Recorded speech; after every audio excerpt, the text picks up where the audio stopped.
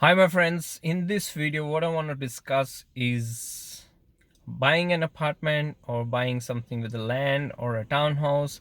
What's the difference, what you should be thinking when you're trying to purchase a property, uh, and how like all these things, how they will impact your future goals and your future wealth as well. Sorry it's a bit dark out here, but I really wanted to make some videos for you guys and for us to be able to communicate through this channel or through this medium. So generally speaking, apartments, to me they are not if you're talking about here in Australia, generally they're not going to be a very good investment or a good home unless you really want to live in a certain particular area and you want to buy something in that particular area and it's only the apartment you can afford. But still, apartment for me is like buying an apartment is like buying a car. You know how a car, it depreciates in value. Okay, you buy a car for $60,000. After a few years, it might be only 40,000 or 30,000, whatever. Apartments, the biggest difference in an apartment compared to a house or a townhouse is there is no land component in an apartment. So land is something that is scarce. Apartments, you can make hundreds and hundreds of apartments in any given suburb, as long as the council and gives the approvals. You can build as many apartments as you like. You get a small piece of land, build a high rise and build many apartments on that. They won't go down in value, but they don't really go up in value as well. They sort of say consistent. uh, if you're an investor, you might be able to get a higher rent, but then they're not going to go up in value. Okay, so even after 3-4 years they might be similar to what they buy, what you bought them for. An exception to that one is in case of apartments is if you buy something which is very premium, you know, that might go up in value. Something that is in a very very good area, central to the, as close as to the CBD as possible, or in a very very posh good area where there's no land at all left over, and the apartment that you're buying is very very distinct, very unique quality, very you know, a very posh and very lifestyle kind of thing, and could be in a heritage building or something that can't be replicated. Someone can come next door and build another 100 apartments like your one. So your one, if it's something unique, something valuable, then there's chances of it having a good growth over a number of years.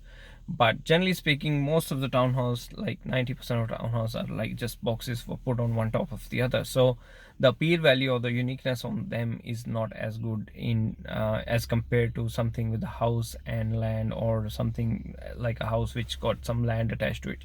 Even townhouse, even though the land is maybe a bit smaller, but then what will happen is at least they have some land associated to it, and then you can, you know, it will increase in value. Land is something that they're not making anymore, that's what they say. I'm going to try and switch off the light to see if it helps. Oh yeah, it does help, so I'm going to keep it on.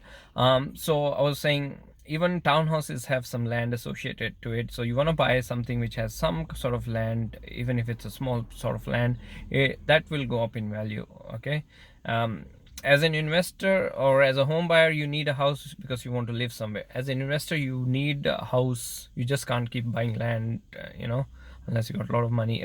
Unless you're doing land banking, you got a lot of money up your sleeve. But you want to buy an investment property and have a house on top of that, because you want to be able to get someone else to pay the rent, so that your mortgage is coming down on that house.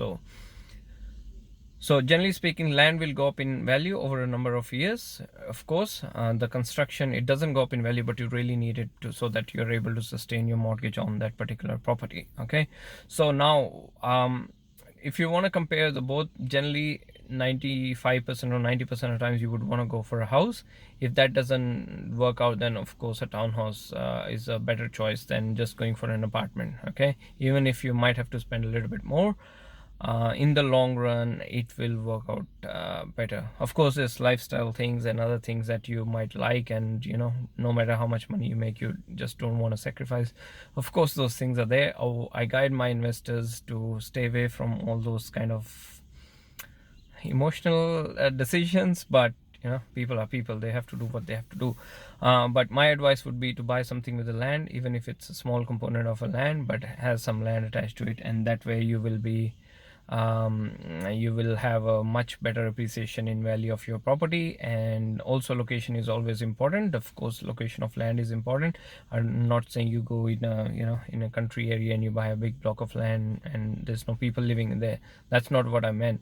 I mean something in a good location but has some land attached to it, and then a house on top, and that's a magic formula. So need the land for capital appreciation and the rental for paying off your mortgage by someone else. So that is my tip for today, and hope you like this video as well.